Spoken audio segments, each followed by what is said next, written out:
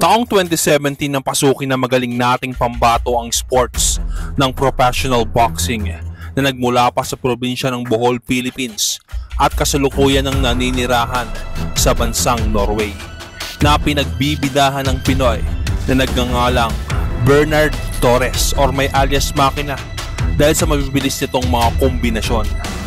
Nagkasunod-sunod nga ang mga panalo nito, hindi lang basta panalo dahil halos lahat ng nakalaban ay knockout.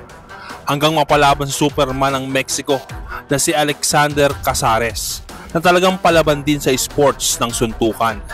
Kaya't balikan natin mga idol kung paano namangha ang mga manonood sa ating pambato na si Torres sapagkat halos kasing bilis ng kidlat ang mga suntok ni Kabayan.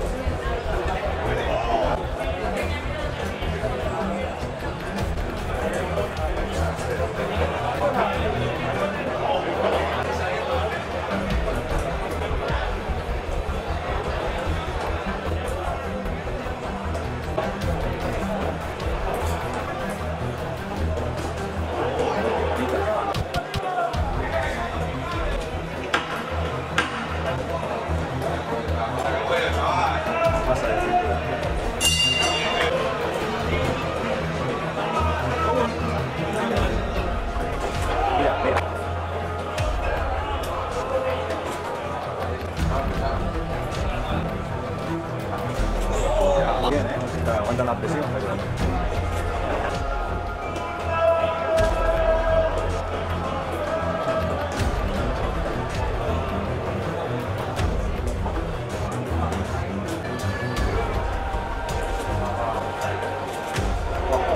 Y mira, tú fíjate, cuando metes esto, siempre.